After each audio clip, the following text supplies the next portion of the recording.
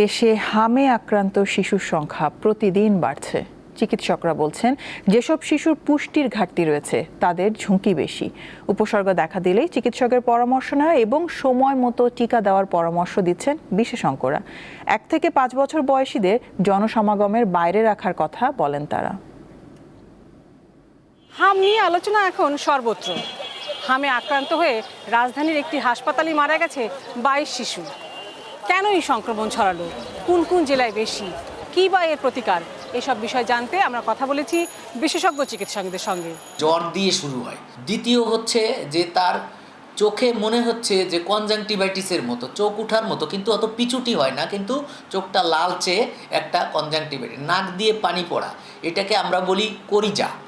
হালকা কাশি, এর পরে কিন্তু র্যাশ হয়। চিকিৎসকরা জানান, হামে আক্রান্ত হয়ে যেসব শিশু মারা যাচ্ছে তাদের নিউমোনিয়া সহ নানা জটিলতা থাকছে।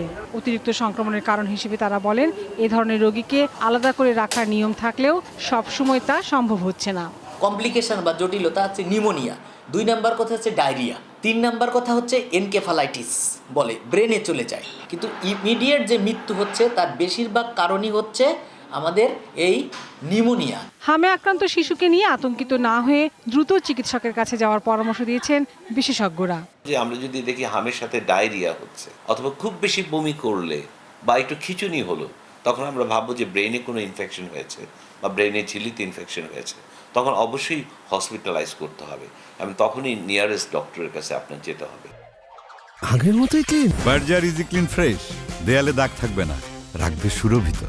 চিকিৎসাটা বেশিরভাগই সাপোর্টিভ। জ্বরটা কমানোর একটা ব্যবস্থা করতে হবে। অসুস্থ হইলেই ফ্লুইড অ্যান্ড ইলেকট্রোলাইট ব্যালেন্স, মানে সেখানে সে পর্যাপ্ত শরীরে তার খাদ্য এবং পুষ্টি যদি না যায়, তাহলে সে খাদ্য পুষ্টি দেওয়ার ব্যবস্থা করতে হবে।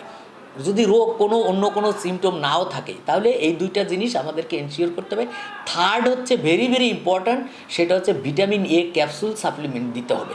হামের সংক্রমণ প্রতিরোধের জন্য 9 থেকে 15 মাস বয়সী সকল শিশুকে সম্প্রসারিত টিকাদান কর্মসূচির আওতায় 2টি এমআর ডোজের টিকা দেওয়া হচ্ছে।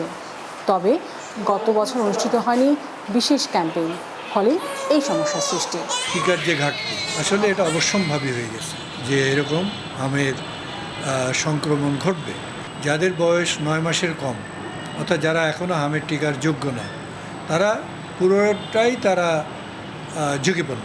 হামের প্রকোপ ঠেকাতে টিকার জন্য এরই মধ্যে 604 কোটি টাকা বরাদ্দ দিয়েছে সরকার। দ্রুতই এই প্রতিষেধক আসবে বলে জানিয়েছে স্বাস্থ্য মন্ত্রণালয়।